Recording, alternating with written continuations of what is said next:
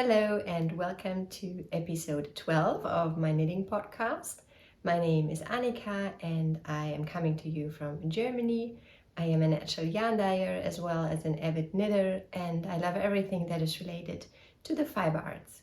Let's get started because I have so much to share with you today. We just came back from a 2-week vacation that we spent in the US. We visited some friends that are currently living in Houston, Texas, and of course, while we were in Texas, I also went yarn shopping, and I'm going to show you what I got towards the end of the video, where I'm also going to share a couple of pictures from the beautiful state of Texas with you. But first, let's start with the knitting, shall we? I would like to start with what I'm wearing, which is also a finished object for today. This sweater pattern is called Maeron, and it is a design by Natasha Hornby from Moonstruck Knits. Not sure if you just picked up on the noise. That was our puppy Bonnie, who is laying right behind the camera. So if you hear any strange noises, that is probably her. Anyway, I was talking about Maeron. I'm going to stand up for a minute so that you can have a better look at the design. So this is it.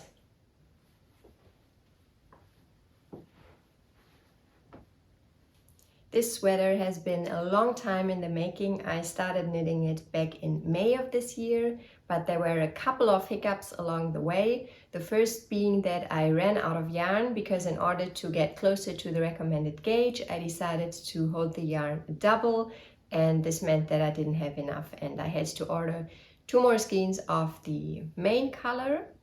By the way, the yarn that I used is a 50-50 blend of wool and cotton. It is Saona by the Spanish company Wool Dreamers, and the colorways are Ozera, this is the main color, and 1985 is the grayish blue.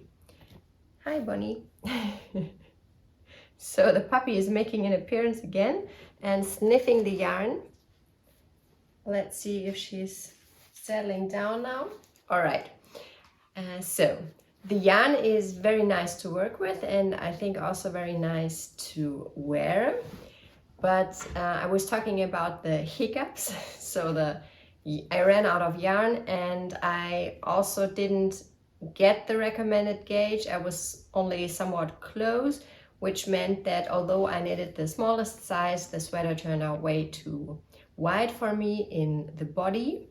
So then I had to go back and remove a couple of rows in the middle here, because the sweater is knitted sideways, which means that you in the end join the one side and the other side in the middle of the front and the back, and then it was way too wide. So I just went back and unraveled a couple of rows of this colorwork slip stitch motif, and this gave me a less wide body. I still think it is a bit too wide. I'm not sure if you'll be able to tell here on camera, but it is quite roomy under the arms, and this makes the sweater sit a little bit funny around here.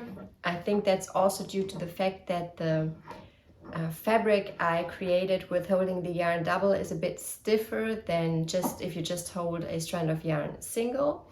And yeah, this means that I'm not completely happy with the fit. It's all right, but to be honest, if you take the time to knit a sweater, I usually hope for a bit more than just all right. I hope for something stunning because it's such a stunning design. So the puppy has decided to settle right under the table here for now. So I hope it's not going to be too loud, but let's talk a bit more about Maeron.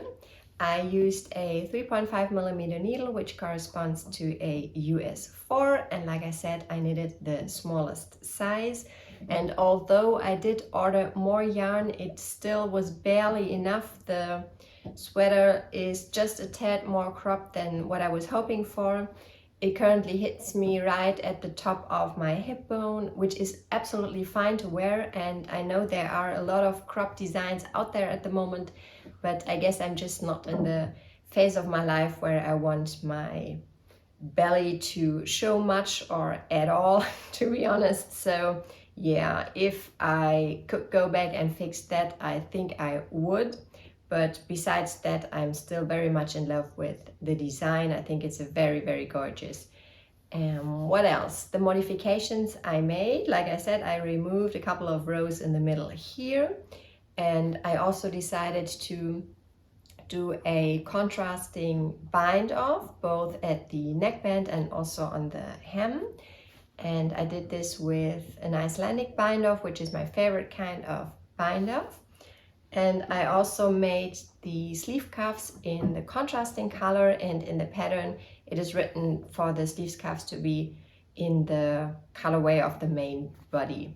So those are, I think, all of the modifications that I made. Something else that I wanted to mention about this design is that there is no stranded color work involved. This is all done by mosaic knitting, which means that you only knit with one color at a time, and you create this colorwork looking effect by simply slipping stitches. Natasha Hornby has a number of designs that include mosaic knitting. In fact, there is one shawl of hers that I've had in my queue for the longest time, and it is the Lune shawl.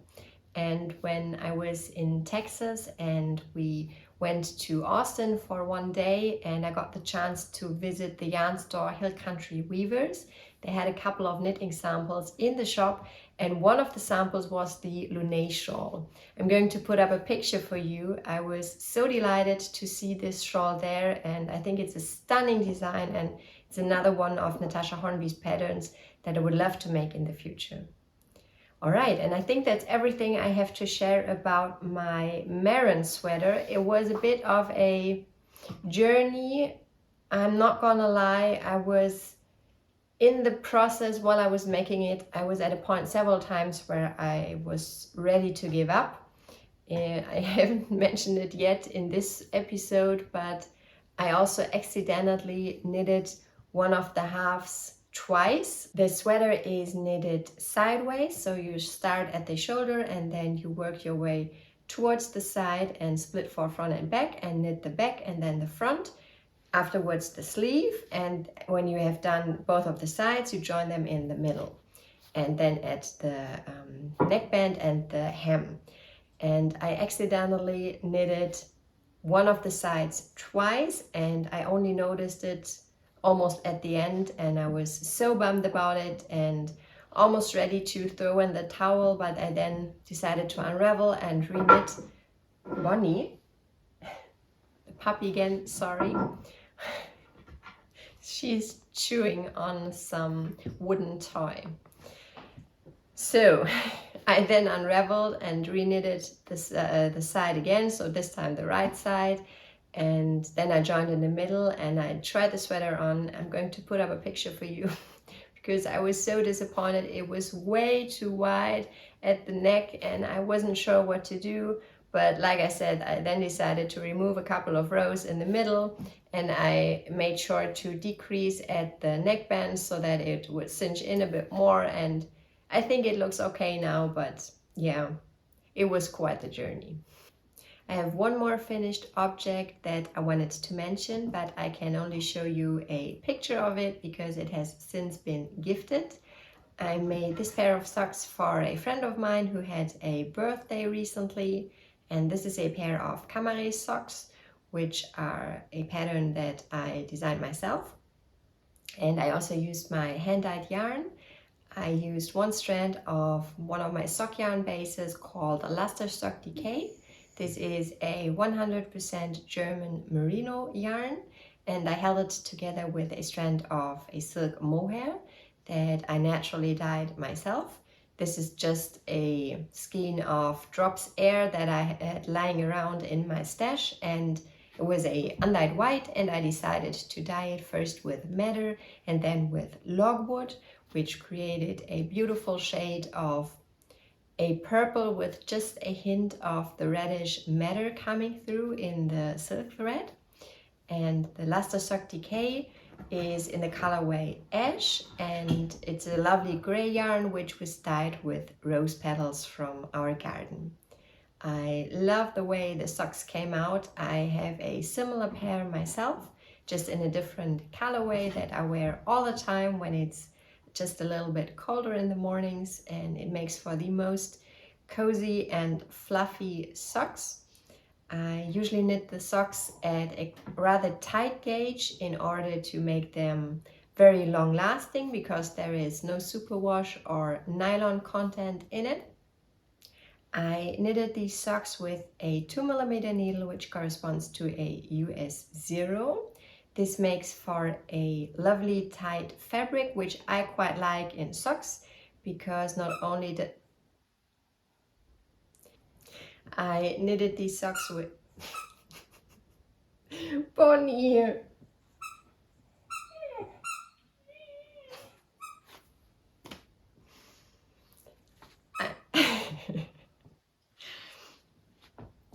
I knitted these socks with a 2mm needle, which corresponds to a US 0. This makes for a nice and tight fabric, which I quite like in socks, because it also means that the socks will last really long, although there is no superwash or any synthetic content involved. In fact, if you would like to know how to knit long-lasting socks with all-natural sock yarn, I have written a free guide with my best tips and tricks, which I'm going to link for you, and you can download it for free if you like.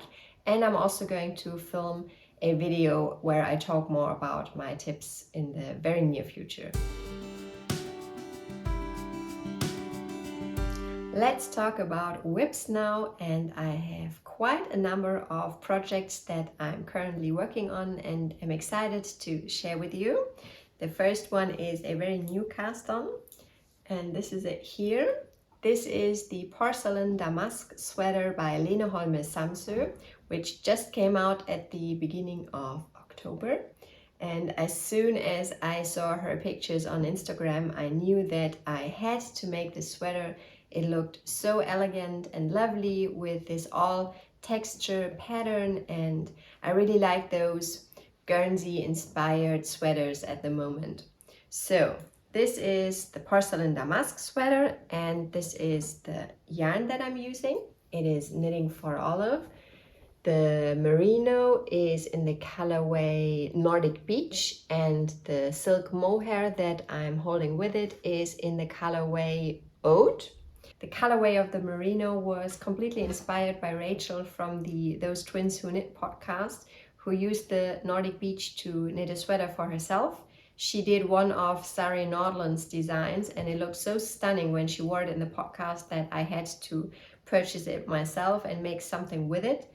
But as I've often heard, and I definitely have to agree, the colorways on the Knitting for Olive website look very different compared to the real life. So I really like how the Nordic Beach is coming out. It is in fact a very cool toned beige, almost gray looking, especially in the combination with the Ode. But I was expecting quite a bit more of a warm toned beige. So you have to keep this in mind. I always find it helpful to double check on Ravelry in the projects and also in the stashes of different people to see how the colors look in different lights, and yeah, to get a better feel for how the colorway is really going to look when it arrives at your home. So what else about the sweater? I am using a 4mm needle, which corresponds to a US 6, and I'm knitting the smallest size. And my gauge is a bit smaller than the one in the pattern. I have a 23 stitch gauge over 10 centimeters or 4 inches, and the designer has a 21 stitch gauge. So this means that I have less ease than recommended in the pattern. It is a drop shoulder design, which is quite boxy on her, but mine is going to be a lot less boxy. And although I really like this boxy fit on other people, I don't think it looks particularly good on me. So I'm completely fine that the drop is not going to be as deep. It is going to come down a bit more once it's blocked and once the sleeves are attached, but yeah, I will certainly have less ease than what she recommends, because she recommends 15 to 25 centimeters of positive ease, which corresponds to 6 to 10 inches, and I think that's just too much for me. I'm hoping, yeah, it will still turn out all right, but I think it will be. I've tried it on briefly and I think it looks already very lovely, and I love this texture, which is simply created by knits and pearls. So nothing fancy, but I think it looks really, really nice, and I'm very much looking forward to finishing this piece and being able to wear it during the fall and winter of this year. I have another new cast on to share with you, which I am also very excited about, and this is it here.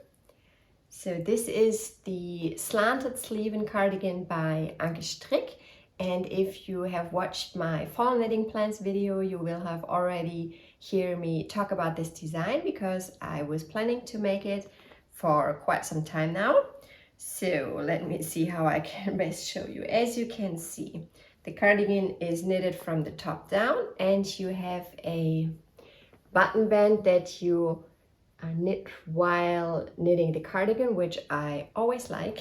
And I'm at the point where I have split for the sleeves, and then I'm just going to knit the body straight now and add 3 buttonholes in total.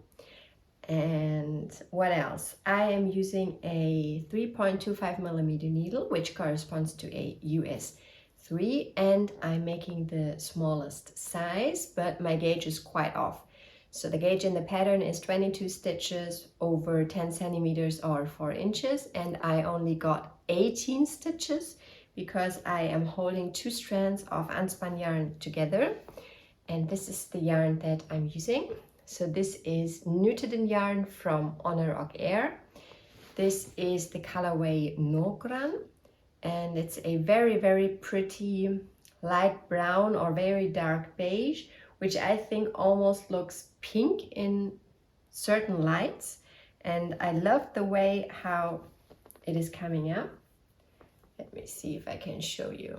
So this is how it's looking, and when it comes to unspun yarn, you always have to be a bit careful when knitting it because it comes apart so easily. And I wanted to show you the inside, because as you can see, I also do have some issues with the yarn breaking from time to time or getting very thin, but it's usually not an issue. Then I just pull it a bit and start knitting again, and yeah, it's usually fine. But yeah, you have to be a bit mindful when knitting with it, but I very much enjoy the process. And after doing a lot of summer knitting where I knitted a lot with plant-based fibers or blends with plant-based fibers, it is so nice to have some woolly wool in my hands again, and I love the feeling of this yarn when working with it. So I'm very much enjoying this project. So this knitting project was completely inspired by Caroline, who is one of the owners from Honor og Air, who also knitted the Slanted Sleeven in Nogran. And what she did in her version, I'm going to put up a picture for you, is absolutely stunning in my opinion, because she added some color work both at the sleeve cuffs and at the bottom hem. And she used the colorwork motif from the Lunenburg pullover by Amy Christoffers. And I'm not sure if I'm going to copy her on that as well, or if I'm going to either come up with my own colorwork motif or use some different colorwork motif, or maybe even do some embroidery. I'm not sure yet, but I will definitely also do something colorful at the sleeve cuffs and the hem. And yeah, I'm very much looking forward to that. And I'm also very much looking forward to being able to wear this beautiful piece. Since my gauge is a bit larger, or quite a bit larger than the one in the pattern, my cardigan is not going to be as form-fitting as the designer wrote it to be, but that's totally fine. I really like to have my cardigans be a bit looser anyway. I usually wear them open over a long sleeve top or maybe a dress, and that's exactly what I'm going for, not too tight fitting. Yeah, I'm very much looking forward to finishing this, and I'll keep you posted. And my last work in progress is one that I've also talked about in my fall knitting plans, and I think also in my previous podcast.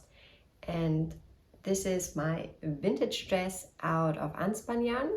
So I am again using knitted in yarn, but this time I'm holding it together with one strand of a silk mohair.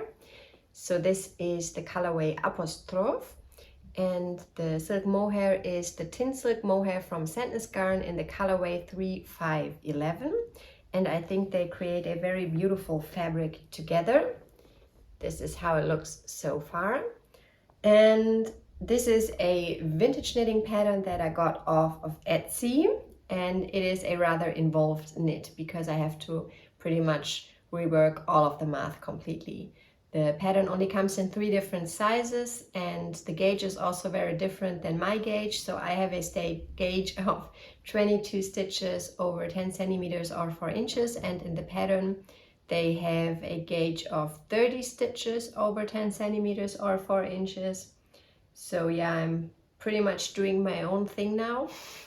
I'm hoping that it will fit me. I have not tried it on yet. I probably should. It does look a bit small, but since lace is usually rather stretchy, I'm hoping it will be fine. What do you think? I think I just need to try it on, but yeah, I've not worked a lot on it over the last couple of weeks because I didn't take it with me to Texas, and I'm already looking forward to picking it back up because it's so pretty. But since it is going to be a almost knee-length dress, it will take me some time, and I think I'm also going to knit the sleeves to the full length and not a 3/4 sleeve or even less like it is written in the pattern.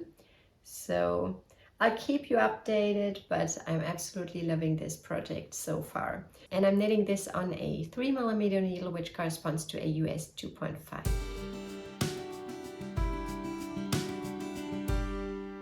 All right, let's talk about some dream knitting and acquisitions now, and let's dive right into my yarn shop adventures in Texas. So like I already mentioned, we spent one day in Austin, Texas, and I got the chance to go to 2 yarn shops there. We visited both the Gage yarn shop and the Hill Country Weavers, and we went to Gage first, and I had a look around, and I was specifically looking for some local yarn or some local dyers, and I found those 2 beautiful skeins from Yarn Tracker. So this is the base Bivy, I think it is called, and the colorways are Blue Bonnet and Libertina. And it is a lovely, lovely blend of baby alpaca and silk, and I'm very much looking forward to working with it. I am not 100% sure what I'm going to knit with those skeins. I was buying those with the intention of making a night shift shawl by Andrea Mowry, a pattern that I think I also mentioned in my fall knitting plans video, and I have already showed you this skein of yarn, which is one of my own hand spun yarns, and this is a blue-faced Leicester that I spun as a 2-ply, and I did use different colorways that I combined. How did I do that? I think it was a fractal spin. It was quite some time ago, and I'm trying to remember. I got the blue-faced Leicester fiber from the German dyer Wollreinheit, and I'm also going to link all of the yarns and dyers for you in the description box in case you're interested. And I'm very happy with how this came out. I was hoping for it to be just a little bit thinner, but since I only learned how to spin back in the spring of this year, I'm still very much of a new spinner. So I am not sure if this is going to work out, because this is a lace weight yarn and this is, I think, a bulky weight yarn. But I think the colors would go really nicely together. Not sure, what do you think? I have more of this yarn. I have 200 grams in total, and those are, I think, 50 gram each. Yeah, so 100 gram of this and 200 gram of these. We'll see if this is going to be a night shift shawl or something else, but if not, I'm sure I will going to find a beautiful pattern where I can use these gorgeous skeins of yarn. Okay, what else? After Gage, we went to the Hill Country Weavers, which is another very beautiful shop with so much beautiful yarn in different colorways, and to be honest, I was very overwhelmed. I was looking at all the yarns and all the colors and I couldn't decide, and I had my family with me, so I didn't want to spend hours and hours in there, although this would have certainly been possible because there was so much to look at. And in the end, I decided to purchase some undyed yarn, which is funnily enough also a alpaca blend. So this is 70% baby alpaca, 20% silk and 10% cashmere, and it is from the Hill Country Weavers' own yarn line, which I didn't even know before that they had. So this colorway is called Silver, and it is a fingering weight yarn. Let me see, it is called HCW ACL. And yeah, I'm very much in love with it. It's very, very soft and very drapey. I hope you can see that. I've got 3 skeins of it, and I'm thinking about using it for the sweater number 28 by My Favorite Things Knitwear pattern that I think I also talked in the fall knitting plans video. So I am just jogging along with my fall knitting plans so far. We'll see when I get around to making this. I think this is going to be pushed more towards the winter knitting months, but I'm very much looking forward to it because it is such a beautiful yarn. It is a bit heathered. I'm not sure if you'll be able to tell, which I always like in yarns, and natural colors are always so beautiful. I like colors, I like dyed yarns, but I also really like undyed yarns, and yeah, this is a very beautiful example of an undyed yarn. Right before we visited our friends in Texas, I also placed an order with Sonder Yarn Co., which is a Canadian-based company. And at the moment when I placed the order, which was back in September, they only ship within North America. So I wasn't able to get it here in Germany, but I have just checked the website and they are now shipping to several European countries as well. So if you are located in Europe, you might also be able to get yarn from Sonder Yarn Co., so you should definitely check them out. I learned about Sonder Yarn Co. in one of my favorite knitting podcasts, which is the Knitting a Good Yarn podcast by Carmen and Jackie. They knit a lot with Sonder Yarn and I was so intrigued to try them out, and I had a very difficult time deciding on yarn bases and colorways because there is a huge selection of colors to choose from. And in the end, I went with 3 different yarn bases, so I got quite a lot of yarn.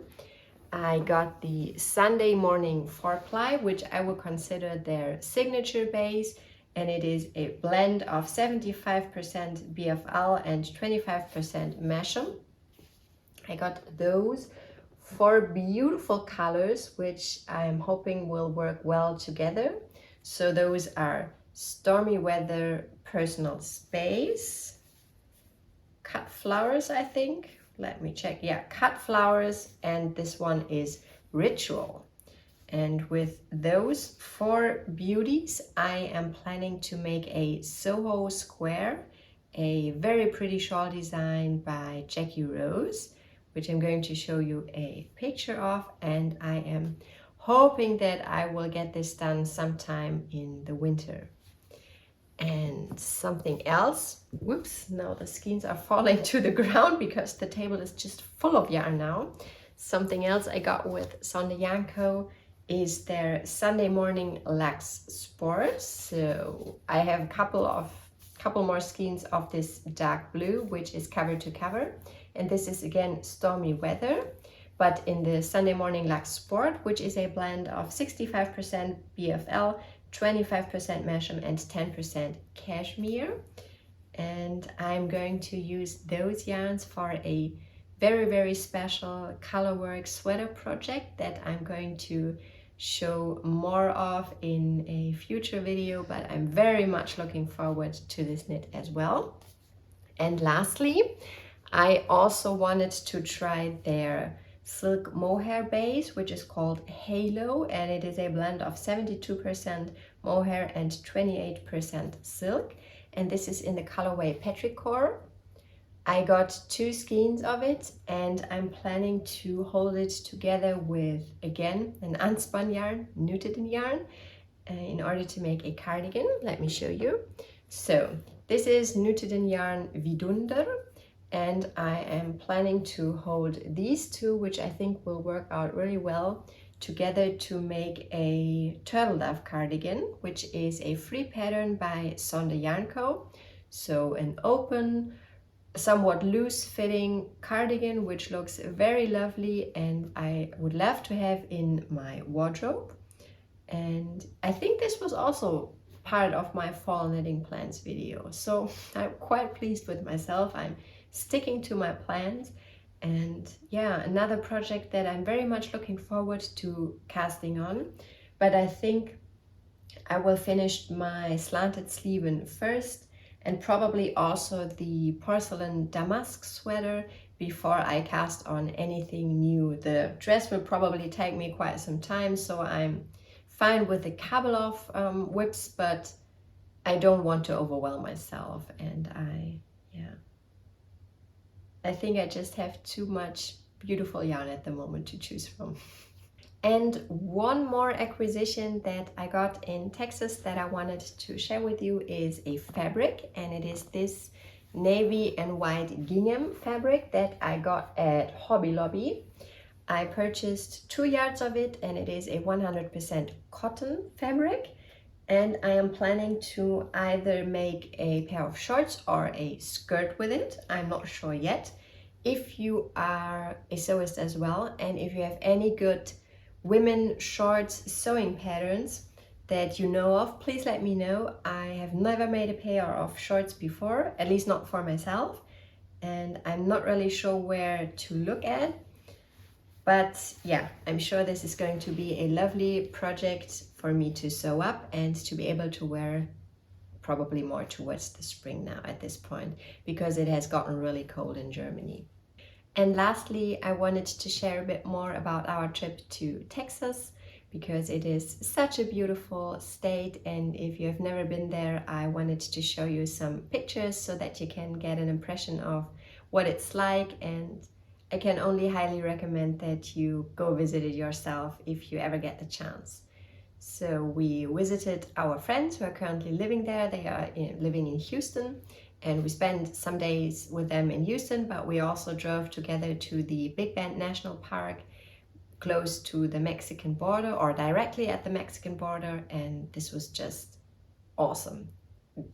A landscape that is so unusual for us here in Germany, and so different and so lovely, and we had such an amazing time there. We did a couple of hikes and also did one canoe tour on the Rio Grande, which was awesome and one of the highlights of our vacation, and just an amazing time that we had there. The nights were full of stars, everything was dark and very lonely, and I absolutely loved it.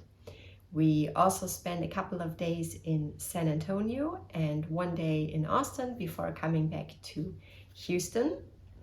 And another highlight for me was the fact that the children, so we have 2 daughters and our friends have 3 kids, and a couple of the kids decided that they wanted to learn how to knit.